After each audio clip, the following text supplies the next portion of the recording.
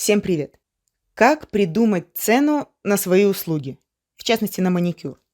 Да, я не ошиблась не составить, а именно придумать. Ну, потому что все именно это и делают, придумывают цену. Поскольку нет единственно правильной, всеми заверенной формулы, по которой это можно посчитать. Нет, потому что условия у всех очень разные. Поэтому и получается, что цена чаще всего придумывается, да, на основе фактов, на основе каких-то точных цифр. Естественно, от этого никак не уйти, и это правильно. Но именно остальная часть, которая уже свободна от точных цифр, она, конечно же, придумывается. Что я имею в виду? Смотрите, ценообразование — это вообще сложный вопрос, да, но от чего оно зависит чаще всего? В первую очередь от затраченных денег на это дело, ну и второе — от квалификации мастера, естественно. Тут, конечно, тоже бывает по-разному. Лично мне встречались, ну, так скажем, 2 вида мастеров, которые сначала оценивают свою квалификацию и уже к этому прибавляют необходимые затраты финансовые, да, цена материалов, там, аренда и прочее, прочее. И есть второй тип мастеров, которые сначала оценивают обязательные затраты финансовые на это дело, то есть себестоимость, аренда и прочее, да, и потом уже к этой обязательной цене прибавляют какую-то цену, которая характеризует их квалификацию. Но в этом случае цена уже может меняться в зависимости от того, как мастер себе это видит. То есть вот, например, посчитал, да, необходимую цену затрат финансовых и понимает, что финансовые затраты, ну, не маленькие. Надо же еще прибавить что-то свое, да, ну, чтобы самому не было обидно, какую-то зарплату себе, чтобы было на что жить. Понятно, логично. Но человек смотрит и понимает, что обязательные затраты очень немаленькие, а город, в котором он живет, маленький, зарплаты средние, маленькие. Клиенты не будут в состоянии просто платить большую сумму денег. На это, конечно, можно возразить, что, ой, ну всегда есть те, кто заплатит больше. Ну, вопросов нет, но в процентном соотношении сколько их в городе? Их мало. А город сам небольшой, да, и ну и мастеров много, конкуренция большая. Ты не можешь единственным быть мастером, который захватит всех платежеспособных клиентов. Выбора нет. Чаще мастера ориентируются и на среднюю платежеспособность в том числе, будем так говорить. Ну и в этом случае цену определяет, конечно, квалификация мастера, да, кто как себя решил оценить. Кто какой мастер, тут уже личное дело каждого. Про себя могу сказать, что мне доводилось быть и одним, и другим мастером, да, то есть и тем, кто сначала оценивает себя, а потом добавляет остальное, и тем, кто сначала считает затраты, а потом добавляет свою квалификацию согласно тому, насколько вообще платежеспособность в городе развита у клиентов. Потому что чаще всего обязательные платежи, они, ну, знаете, не такие уж и маленькие. Бывает, что мастерам везет.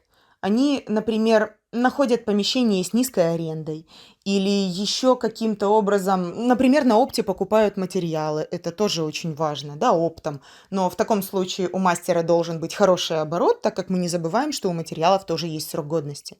Нужно успеть их израсходовать до окончания срока годности. Но бывает и такое, когда, ну, знаете, человеку не повезло с бесплатными плюшками. То есть у него есть и аренда помещения, которая составляет, ну, такую большую сумму от итоговой цены за услугу. Он живет, например, в большом городе, что тоже, честно говоря, накладывает свой отпечаток на цену. Он официально трудоустроен, этот мастер, то есть он платит налоги, отчисления. Это все тоже ложится в конечном итоге как бы на клиента. В цену маникюра это все закладывается. Потом есть еще такой немаловажный фактор, как цена материалов. Кто-то работает одними материалами, кто-то другими, да, кто-то подешевле, кто-то подороже. Фирмы ставят разный прайс на свои продукты, но по факту что мы видим? Да, одни материалы стоят дешево, другие дорого. И если вот этот вымышленный мастер, у которого все совпало, да, и размер города большой, и аренду он платит, и он официально работает, и материалы у него дорогие, он качественными материалами работает, он хочет, чтобы его услуга выглядела в глазах клиента качественной и хорошей, чтобы клиент хотел к нему вернуться, да, у него должны быть более или менее дорогие материалы. Ну, то есть не совсем какой-то там дешман, на который страшно посмотреть. И такой мастер достаточно квалифицирован, ну, скорее всего, раз он понимает, насколько это важно, насколько это ценно. Раз он квалифицирован, то он хочет надбавку, собственно говоря, за свою квалификацию, потому что квалификация – это не просто слово. Это означает, что человек посещал кучу курсов, обучался, тратил время свое, тратил деньги на то, чтобы добыть эти новые знания, на то, чтобы осознать, потратил кучу физического, собственного, непосредственного опыта, наделал кучу ошибок, что тоже, честно говоря, оплачивается финансово, да, потому что когда клиент, например, приходит, ну, у каждого были, наверное, такие ситуации, когда клиент приходит и задает какую-то задачу мастеру, мастер ее выполняет по своему разумению, думая, что это правильный вариант. Ну, потом оказывается, что что-то пошло не так, что-то там неправильно, и где-то закралась ошибка.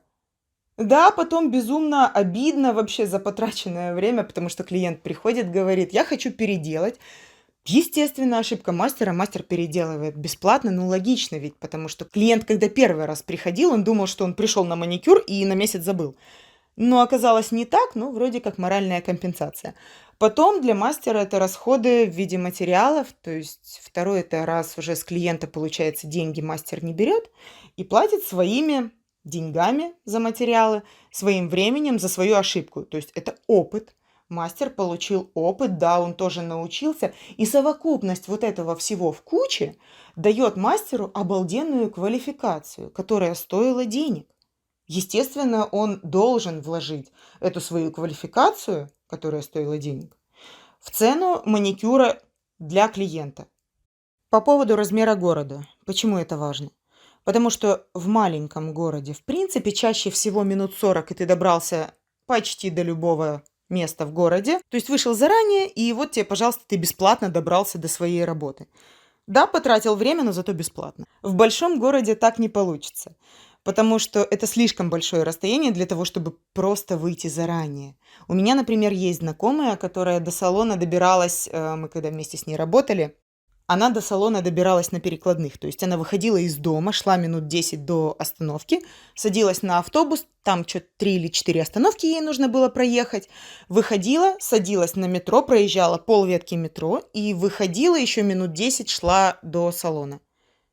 То есть кому-то нужно так добираться до работы. Да, это 2 дня лесом, 3 дня полем, жутко неудобно. Но с другой стороны, у всех разные условия, у всех разные работы по разным причинам. Так что да, таких случаев тоже очень-очень много. И это хорошо, что еще 2 транспорта. Могло быть еще и 3, да, после метро еще мог быть там трамвай, троллейбус, не знаю, автобус. И вот представляем, что для маленького города нам всего, как мастерам, нужно выйти заранее. И все, в общем-то, лишних денег мы не потратили. Для большого же города это не так. Это как минимум 1 раз туда и 1 раз обратно мы платим за дорогу, за то, чтобы добраться до работы. А то бывает и двойную, и тройную цену, да, зависит от того, сколько видов транспорта мы меняем на пути к достижению цели. И получается, что как это ни прискорбно звучит, но расходы на транспорт мастера тоже ложатся на плечи клиента. Можно сказать, конечно, да меня не волнует, как ты будешь добираться, да, мне вот важно ногти. Но, по сути, мастер не добрался до работы, нет ногтей. Поэтому это тоже важно. Ну и поскольку мы затронули уже такие мелочи, которые вроде как не важны, да, вроде как они настолько мелкие, но они тоже увеличивают цену итогового маникюра, к таким мелочам относится обед.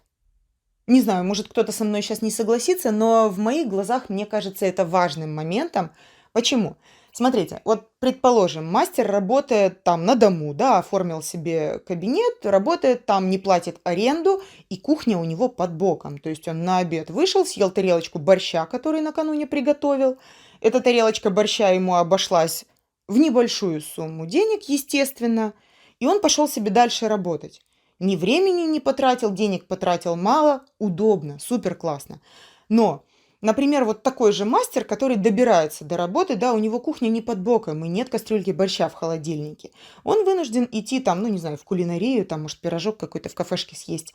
И получается, что этот пирожок, эта тарелочка супа в кулинарии, там еще где-то, она тоже должна оплачиваться. И получается, что если мастер не съест этот пирожок в свой обед, то он не сделает ногти. Или сделает их плохо, некачественно, да, потому что будет злой, расстроенный, обиженный, ну и все в таком духе. То есть получается, что цена этого пирожка тоже обязана быть заложена в эту цену маникюра. Я же говорю, может кто-то со мной не согласится, но в моих глазах, мне кажется, это правильно. То есть это необходимые условия, которые должны быть выполнены для того, чтобы мастер грамотно, качественно сделал свою работу.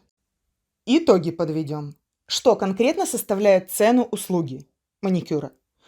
Первое и основное, что, во-первых, закладывается в цену, это себестоимость, да, цена материалов.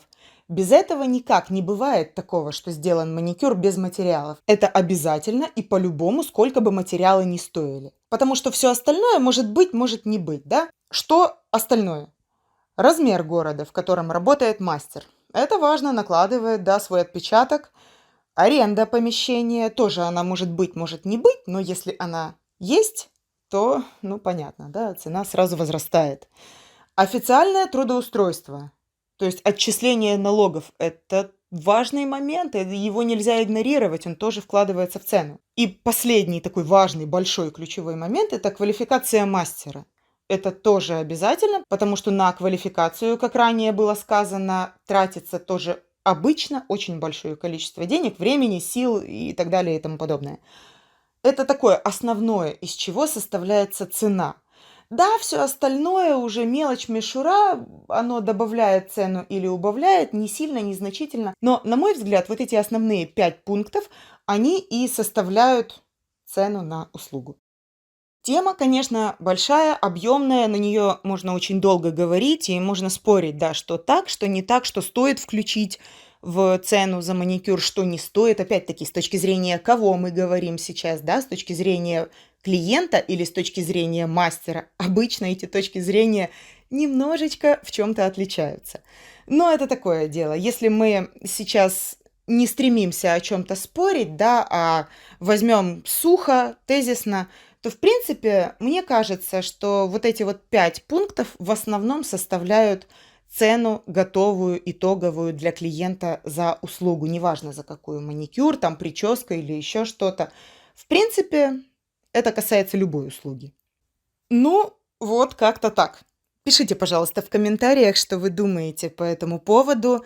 Может, согласны, может, с чем-то не согласны. Напишите, пожалуйста, с чем. Может быть, я не права, да, не во всем. Это не является точной достоверной информацией, о чем я сейчас говорила. Это просто мой опыт и мои умозаключения, которые я накопила за все время работы мастером маникюра. В общем, надеюсь на обратную связь. Лайк, подписка.